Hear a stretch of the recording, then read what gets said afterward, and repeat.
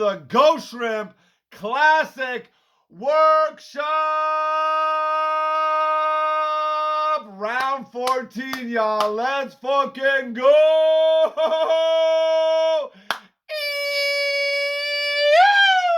Bringing the hype, bringing the heat on this Monday morning. Happy fucking President's Day, y'all. Woo! Let's go. Had a great weekend. Hope everybody had a great weekend. Great group chat yesterday, y'all. Woo! I love the energy of this group already. Getting everybody together. We got the internationals. We got the domestics. Our destinies are all coming together, intertwining. Here in the Ghostshrimp universe, we call it Ghostiny, and it is very strong. It is very powerful. It has already brought together so many creative minds, and I love that we are kicking it off right, y'all. Woo! Very excited to see people digging into that personal mythology, posting those pieces up. Get those pieces up. Get those side quests up, right? Get that intro video up if you haven't.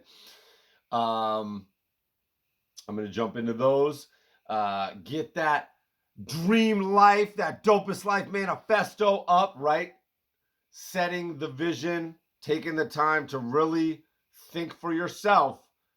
Who do you want to be? What do you want to do? Where do you want to be doing it? Who do you want to be doing it with? An incredible, unique life that you have been gifted, right? What are you going to do with it? To honor yourself, to honor the art gods, to inspire all the artists that are coming after you, right?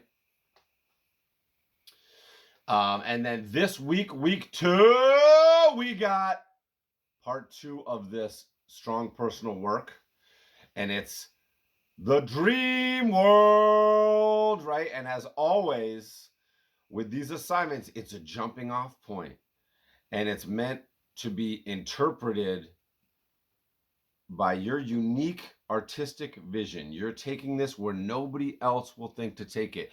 A wide open prompt, a simple prompt, in order for you to imagine anything you want. What does that mean to you, dream world? Right? How can you take what's inside you and turn it inside out and find a fun, entertaining, mind-blowing exploration of the idea of dream world, right? It's not just a matter of going, what is it? Oh, I got it. Let me execute it, right? It's like, ooh, dream world, what's that?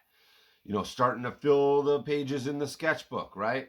Filling pages, like we said, getting the top of mind stuff out of the way, the obvious stuff out of the way, right? All the cliches, all the tropes. Let's get that out to just get it out of the way. Keep turning that page. Fill up another page. Fill up another page. Starting to get to something good. Ooh, I'm feeling something good starting to come out. Keep it going. Right? Digging deeper than other people are willing to dig. Right? And in always a personal direction, always a meaningful direction, because the more meaningful, the more personal you make it, the more unique it is, the more it's going to stand out. And paradoxically, the more it's going to resonate with everybody, because it cuts through the bullshit of I've seen that. Wait a minute, I haven't seen this. Ooh, but I relate to it because I'm also a human. And I've also have these feelings deep inside me and deep inside my DNA and deep inside my history, right?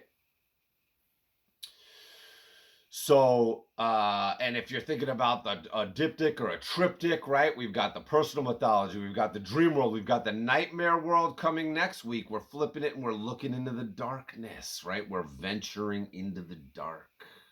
And a dream world could have a dark side too, right? I'm always bringing the tension of the good and the bad, the dark and the light together, because they balance each other out and they create that tension that people love. People love that tension, that challenge, that twist, that story, that twist of the story. And we're looking to build up layers, right? Don't just say, hey, this is a one-dimensional idea and here it is, and once you look at it, you understand it, right? No, we want to take it deeper. So let's take a look at what my dream world would be. And speaking of triptychs, the raw tray series is 3 trays that I did for raw.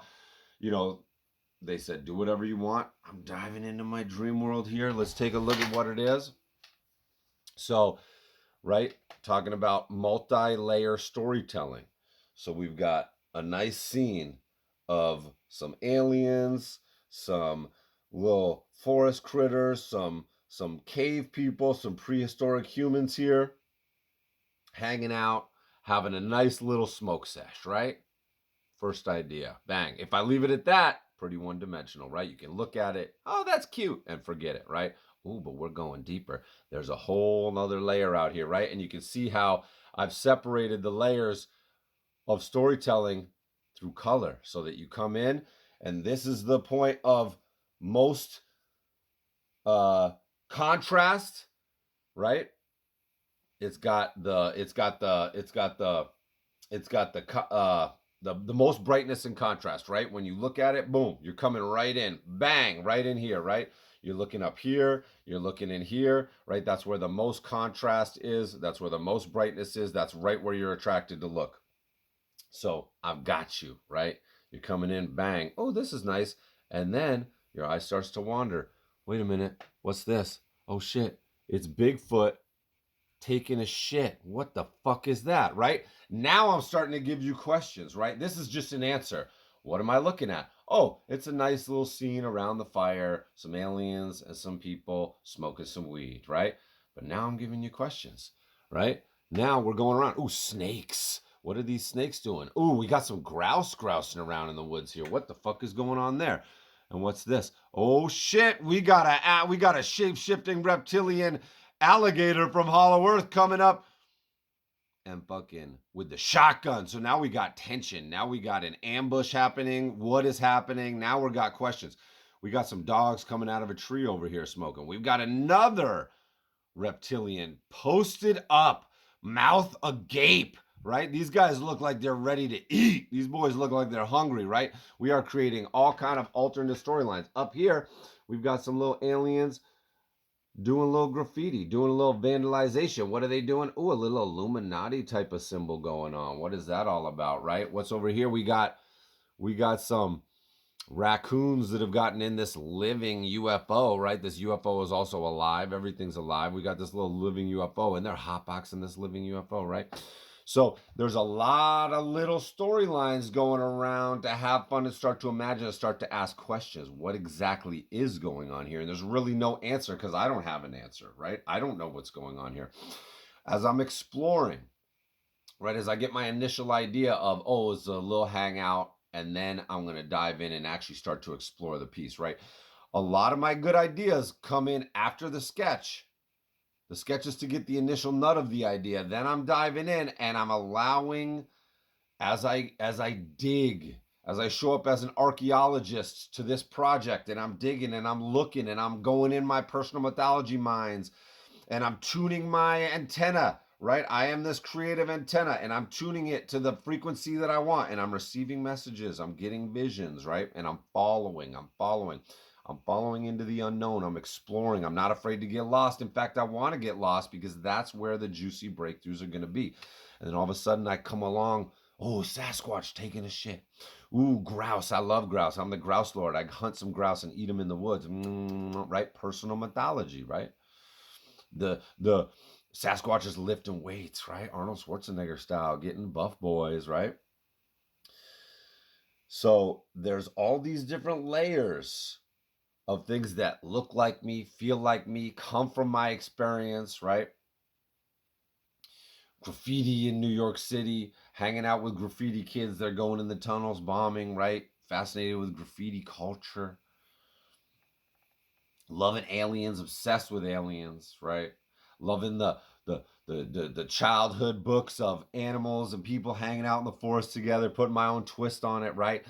Smoke weed every day. Weed saved my life when I was a teenager. I am a fucking cannabis activist, right? Always putting that front and center in my work and in my personality and in my life, in my message, right? And you can see how as we get away from the focus of the piece, I don't want to overwhelm you with everything. If you can see, we'll get the original artwork of this down.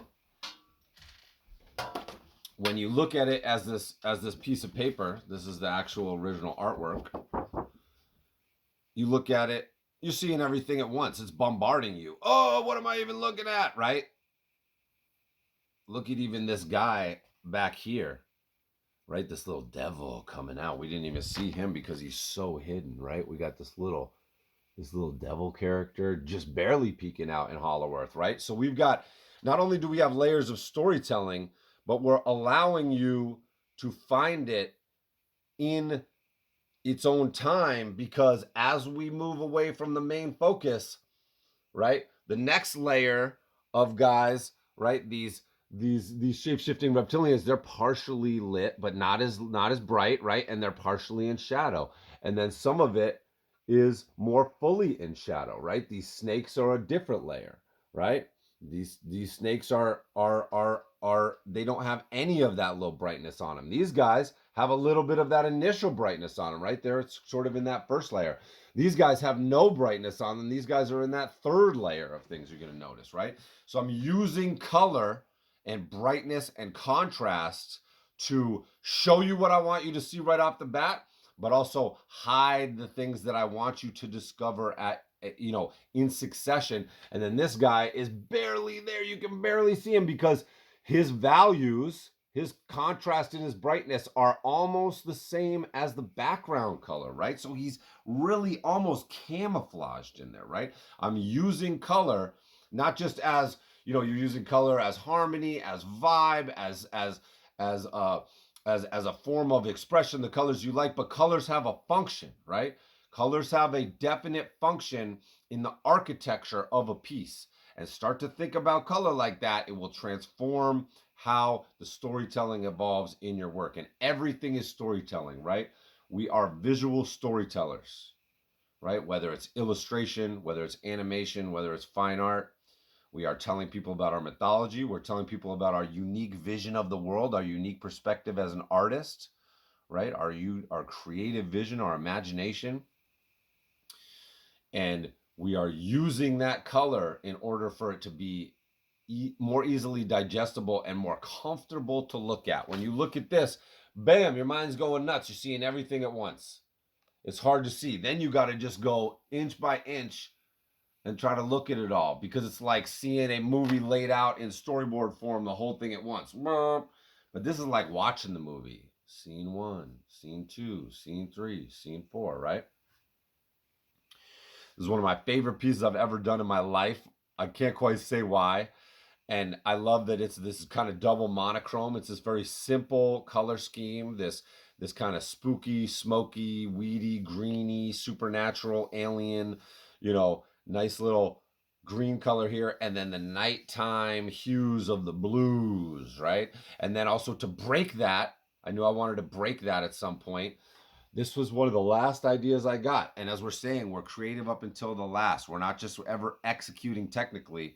As we're doing our technical execution, we're also always looking for new little creative hints from what the piece wants to be. And one of the last things I figured out was that these little kind of expressions of the effects of the weed that he's smoking are going to be colors of the rainbow, right? And of course, it's so obvious in hindsight, but this was one of the last things I came to here. And it really puts the piece over the top. Without it, it would be good, but not great, right? And it's those little adjustments, the looking and the thinking and the listening, not even like the thinking, the looking and the listening. Listen to your work. It knows what it wants to be. It will tell you what you want to be. You get in trouble when you're thinking, right? Is this good enough? Am I good enough? Is this what other people would do? Is this what my contemporaries are at? Am I far enough along? Blah, blah. None of that is creative thinking. Being there with the piece, being in the flow state, listening to it, being an antenna, being a receiver, right? And getting this great idea of having the colors of the rainbow be the expression of that when you take that hit and it's, ooh, right? If we've ever smoked, we know what that feels like, right? And that's really what puts that piece over the top. Now the second one, I had to go even bigger and better. We've got the second original artwork here. You can see I stepped it up in order to challenge myself and outdo myself. I went about twice as big for that one. And where it leaves off with the rainbow coming out of his head. Now we're and where we're inside where we're outside the cave here, we're at the mouth of the cave. Now we flipped it and we're on the inside of the cave, right? So we start with the mouth of the cave and we pick up where one of these reptilians has been murdered somehow. And we see that inside the cave there's this giant pterodactyl who is holding this shotgun and he's been shot. He's all shot with that buckshot, right? But now the rainbows are spreading, right? The rainbow's spreading and dripping. This color scheme is expanding from that one little hit throughout this whole hollow earth inside this cave. And it's not just a cave, it looks like there's a whole universe in here, right? And we see some of the same characters. We see the bear. We saw him from the back in the other one. Now we see him from the front. We see this little devil dude who was just peeking out of the cave last time. Now he's cooking up another one of these reptilians into a stew. And there's all kind of ghostly things coming out of this character. And we're continuing to explore. We've got one of these raccoon dudes rapping, smoking. We've got all these little visual gags of, a big old joint hot dog on the grill. He's using the tongs to smoke a joint there. We've got the fucking picnic basket. Hey, boo boo. He's like Smokey the Bear and Yogi the Bear, and he's got a little picnic basket there, smoking a joint. And we've got the 40 right there, and he's got the boombox, and they're just wilding out. They're just partying. We've got some of the cave people that were there now. Now they've this is sometime later because they're like coming back. They've come in here, now they're coming back. We don't even know what's going on, but they're sitting here, they're riding in on some sharks and dinosaurs with joints in front of them. We got some alien boys playing football in the water here, right? Straight up personal mythology coming out of the Ghost Scouts when we're hanging out at the lake playing football in the water.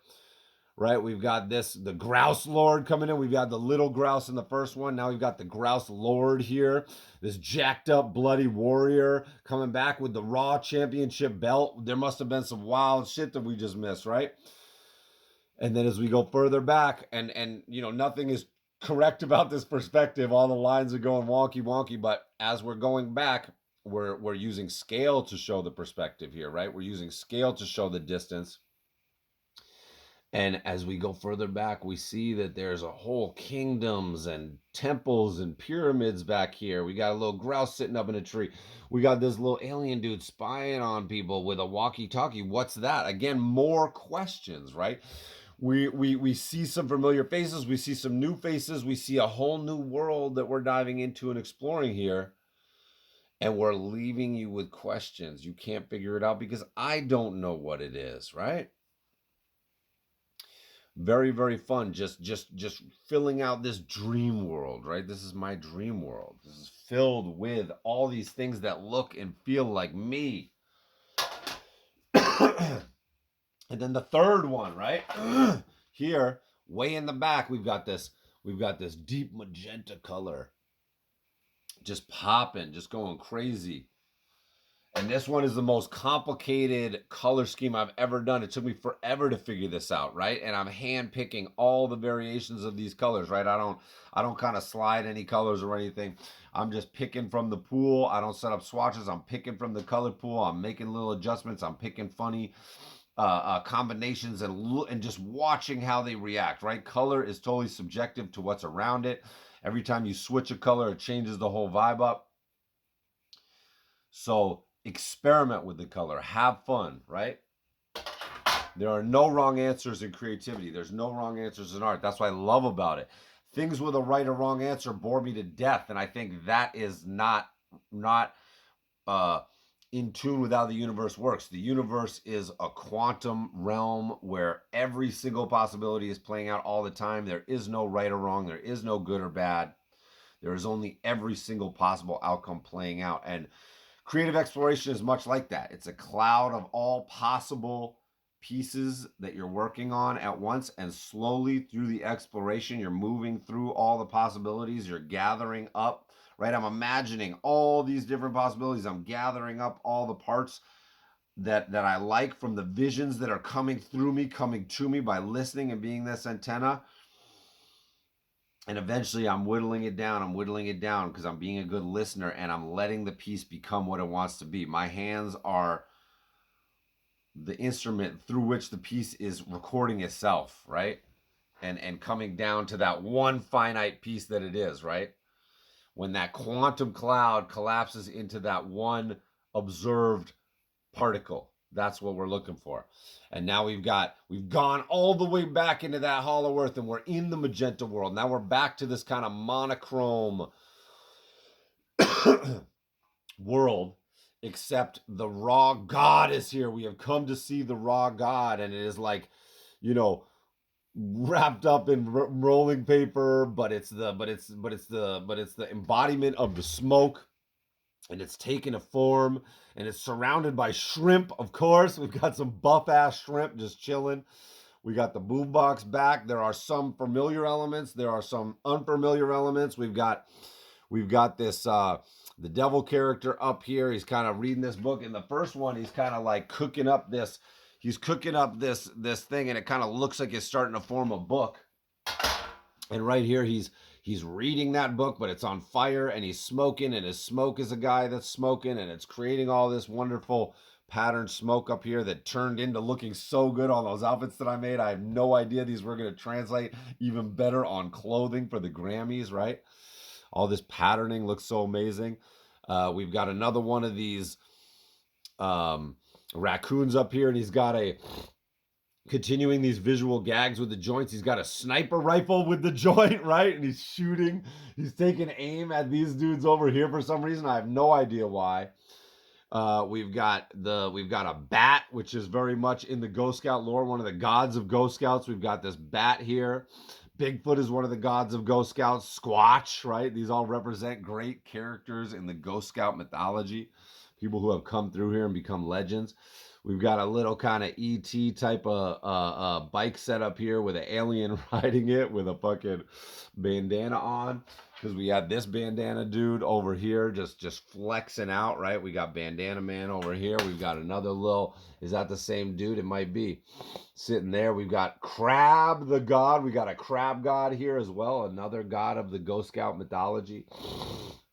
And we've got the Grouse Lord and Sasquatch here, fucking arm wrestling, right? Grouse Lord, and another identity of mine, and Squatch, one of the legendary Ghost Scouts, Camp Champ Year 1.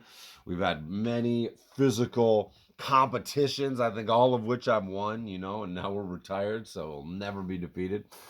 And, you know, before when we had the dinosaurs coming in, now it's sort of morphed into this weird crustacean, mollusk, octopoid, weird creature. And we've got, you know, the aliens are blowing a conch straight out of Lord of the Flies, one of my favorite stories, right? Got a hatchet. This lady's carrying the you know, we had the grouse up here laying eggs, or this grouse up here in a nest. Now we've got this grouse nest here, and she's holding the eggs, and it looks like boobies, right? And she's got a fucking snorkel that's a joint, right? More fucking joint jokes. We got jokes, folks. We got, you know, love basketball. We got some boys shooting basketball over here, continuing the water sports theme, right? They're playing football, now they're playing basketball. We got the Shaq jersey up here. Shaq's my favorite basketball player. I'm wearing he's my spirit animal. We got 32 with the pinstripe. We got 32 with the pinstripe, right? They're shooting hoops here. The kind of basketballs are coming down this fountain and just like rolling through. Basketballs floating everywhere. This is one of the guys from Raw. They asked me to put him in, so we put him in. He's filming. Look, he's on the walkie-talkie, right? I didn't know what that walkie-talkie was. It comes full circle. Maybe that guy from the first one is talking to this guy now. He's filming everything. The camera is, of course, smoking a joint. We got a broken TV with a VCR in the water here. It's smoking a joint. You know, from New England, you're always seeing lobster traps. We got the shrimp around. We got lobster traps around. Like, I don't even know what's going on, but they're all smoking joints, right? The picnic basket is morphed into a lobster trap.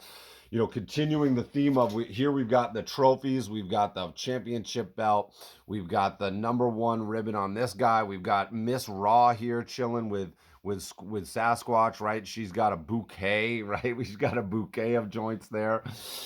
Continuing the theme of trophies, this dude's got some kind of joint trophy here floating on an inner tube. The bear's still there chilling. He's made it all the way through this journey with us, right? So it's not a linear thing. It's you can follow along, but it's morphing, it's changing, it's shifting, right? I don't even understand what it is, but the pieces know what they want to be, right? And if it was understandable, it'd be boring because it's a puzzle that could be solved, right? The most interesting puzzles like life are unsolvable. The every answer you get just leads to more questions. And if you can mirror that in your work, if you can embody the framework of the cosmos in your work, you will be aligned and with the art gods and with the inspirational energy there, and you are now working with the artistic magic, right? If you're just executing technically, there's no magic there. But once you start to dabble and weave the threads of the universe into your work and the threads of your personal mythology and the past and the future coming together in this beautiful present moment, right? As we said, navigating this quantum cloud, exploring this quantum cloud of all possible pieces and listening and narrowing it down as you go. Right? Now you are a wizard, you're a witch, you're a magician who is weaving a spell, weaving a powerful illusion from the ingredients of the universe. And the energy of this thing is going to be so much greater, right? And it's going to find its way to the eyeballs of the people that are meant to see it. And it's going to go out and bring more great projects back to you. It's going to bring more great fits back to you. It's uncanny how good the offers that come to me, how good of fits they are, right? The reason I've had a Hall of Fame career so far is because I've only put out this magical, meaningful, personal work. I've never done anything but that. I've never wanted to do anything but that. And because of that, it goes out and it finds the right people, and they come to me and they want to be a part of this magic. They want to weave something together with me, and they bring me a good fit, right? And we're making more of this together, and it's growing and growing. It's a beautiful, magical tree, this giant sequoia that is growing taller and taller, bigger and bigger, wider and wider, and encompassing so much more in it, right? And that is week 2, y'all. This is the dream world. We're going into the nightmare world next week, getting spooky, getting into the dark, getting into that real uncomfortable territory. And you can start to set the stage for that here, right? We've got the spookiness in these pieces as well. The threat, the menace, the tension, right? Where is the tension in the piece, right? Create tension, create multiple storylines, multiple layers of storytelling, and use the color and the composition, right? When we're laying out that composition, we're thinking, where do we want the people to enter this piece? How do we want their eyeballs to navigate this piece? What are the pathways in which they're going to travel through this piece? And how are we going to trap them in this circular? How are we going to capture their imagination and trap their eyeballs and keep them exploring, keep them looking, just like we're exploring as we're making this piece? We want to create a world that the viewer can come into and disappear into and explore. And we're creating this illusion of this reality, right? Through the characters, through the world that they're in, through the repetition of it, right? Setting up its own internal logic. There's nothing more fun than it. There's nothing more fun than the process of drawing and exploring and creating. It's never gotten old in my entire freaking life. I was doing it when I was a kid. I'm still doing it. I still feel like a kid. It keeps me feeling young the way we do this, right? This is the path that we are walking, right? As creative artists. Right? And when you do it this way, the money will come. You make the work first, and then you figure out where the money's coming from, right? Of course, if you're being approached, you're saying, what's the time frame in the budget? And you're working that out before you get started. And you're always trying to get your worth. You're always trying to get as much as you can out of it. But the money is completely separate. That's a separate part of your brain. And it deals with it and it shuts off. And now we're in the creative world and the money doesn't matter. Because we are here to honor the art gods. We're here to honor our inner child and all the inner children that we are connected to and inspire them and blow their minds to keep participating in this beautiful conversation of inspiration that spans all human history, back to front, past to future, right? That's what we're doing in this workshop, y'all. Let's fucking go! So get those sketches up. Share those sketches. Share that process. No side quests this week. Just getting down and dirty with the dream world, y'all. Bam!